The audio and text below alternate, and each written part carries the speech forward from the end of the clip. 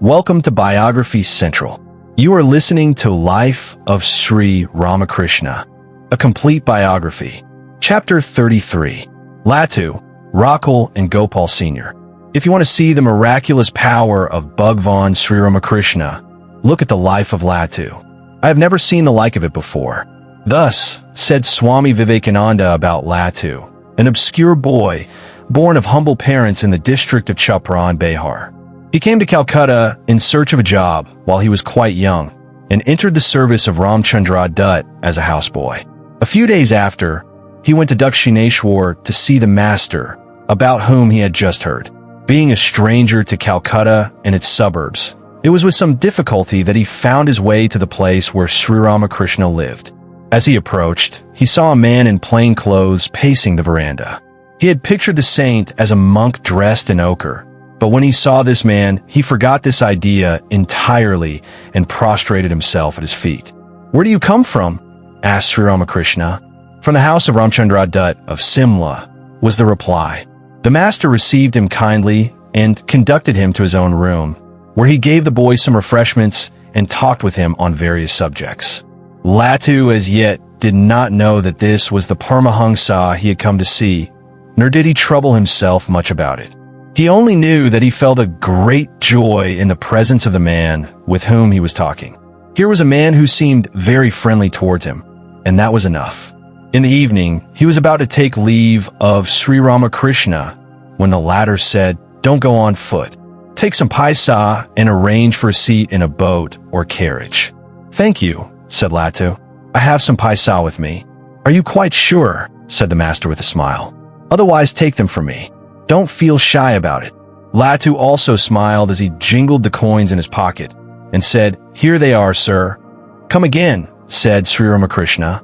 "Yes, sir, I will," said Latu. From the very first, Latu was deeply impressed. He returned home and again spoke to Ram about the kindness of Sri Ramakrishna. 2 or 3 days later, Latu again went to Dakshineshwar, arriving there just as the master was about to eat. The master welcomed him and inquired if he had eaten. When he replied in the negative, he invited him to join him. Like the other orthodox people of his province, Latu did not take food cooked by Bengalis, so he declined the offer. The master had in the meantime procured a plantain leaf for a plate and a vessel of Ganges water. Seeing this, Latu said, "Please do not trouble yourself. I will not eat here." "Why not?" "The food has been cooked in the water of the Ganges. Besides, it is the sacred prasad of Kali." "Why should you hesitate to take it?" said Sri Ramakrishna. "Please excuse me. I can't take it," Latu persisted. Sri Ramakrishna still pressed the boy to eat, whereupon he suddenly said, "All right, I will take the food if it be your prasad." Latu scarcely knew what he had said. A minute before he had been reluctant to take food touched by a Bengali. Now he thought that there could be no objection to eating Sri Ramakrishna's prasad. He sat down to eat, the master giving him some food from his own plate. Latu was frequently employed by Ramchandra to carry presents of fruits and sweets to Sri Ramakrishna. The boy was glad to have these opportunities of going to Dakshineshwar. Sri Ramakrishna from the very first saw the latent spirituality of the boy, and Latu also in his turn felt deeply attracted to the master. Sometimes he would spend 2 or 3 days with him. It went on thus for some time, when one day Sri Ramakrishna, extolling Latu's spirituality, proposed that Ram allow him to remain permanently at Dakshineshwar. Ram considered it a great opportunity for the boy and cheerfully agreed. After that, Latu stayed with Sri Ramakrishna. He was the first of that band of pure-souled young men who renounced the world and dedicated themselves to the service of the master. Latu loved kirtan and other devotional songs. While at Dakshineshwar, where religious singing was frequent, he would join the song with great enthusiasm and lose himself in the ecstatic dance. Noticing the intense devotion of Latu and the other boys who by this time were gathered round him, Sri Ramakrishna one day prayed to the Divine Mother to vouchsafe some spiritual experiences to them. A few days after, Latu and the other boys began to feel religious ecstasy during their meditation. Thus, in the holy company of Sri Ramakrishna, Latu began to make rapid progress. The master trained him in meditation and other devotional exercises. Latu was quite innocent of academic learning. Sri Ramakrishna wished that he might at least have the rudiments of education and try to take him through the Bengali alphabet himself. But Latu was a Bihari, and his pronunciation was different from that of a Bengali. Sri Ramakrishna showed him the first few letters with their pronunciation and asked him to repeat them. But Latu pronounced them in the Sanskrit fashion, much to the amusement of the master, who corrected his pupil and asked him to repeat. Every time the result was the same. Teacher and student began to laugh, and the lesson was stopped for the day. The experiment was tried 2 or 3 times, and Sri Ramakrishna gave up in despair. Latu's education ended there.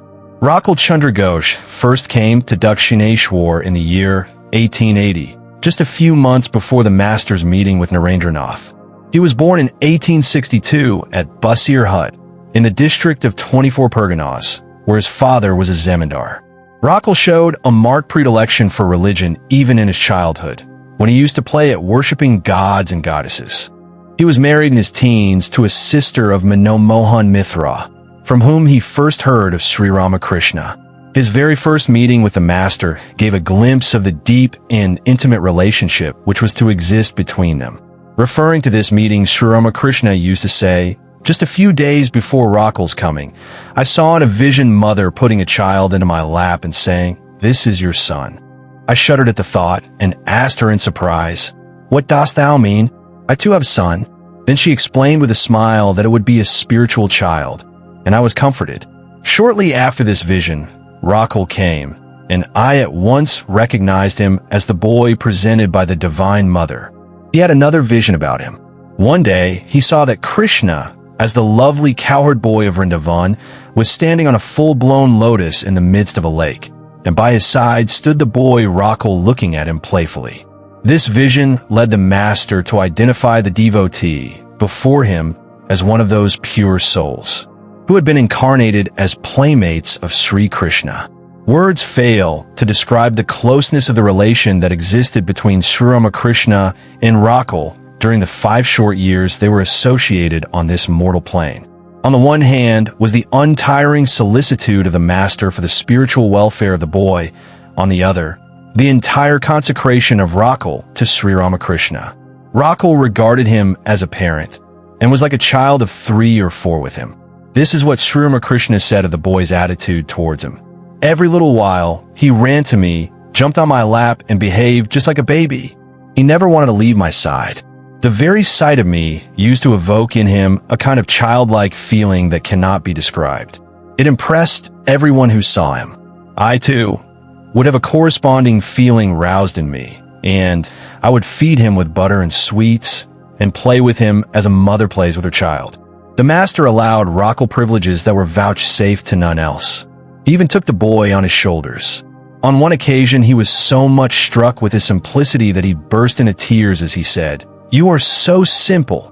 Ah, who will look after you after I am gone?" Rakhal was designed by the Divine Mother to look after the comforts of Sri Ramakrishna, but often it was the latter who had to care for the boy.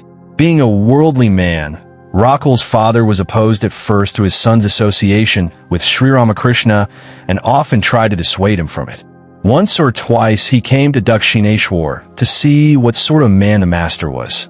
He was gratified to find that many leading men of Calcutta visited him. Besides, the master received him cordially, a practice which he always observed in such cases. After that, there was no objection to Rakhal's going to Dakshineshwar. Hearing of Rakhal's marriage, Sri Ramakrishna was anxious for his spiritual welfare. One day, the young wife came to Dakshineshwar with her mother, who also was a great devotee. The master studied the girl's physiognomy and was satisfied. He afterwards declared that she possessed great spirituality and that she would not stand in her husband's way.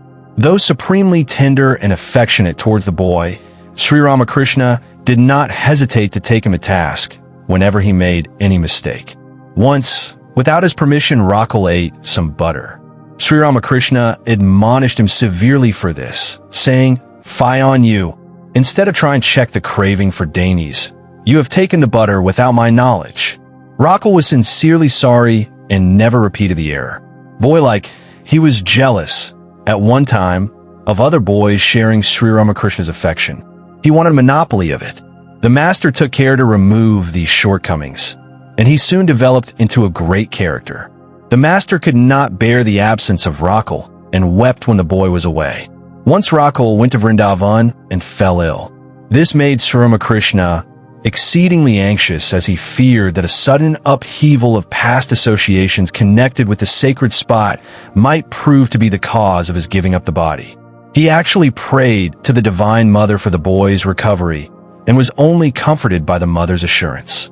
It is said that through Sri Ramakrishna's grace, Rakhal one day had a most realistic vision of his chosen ideal.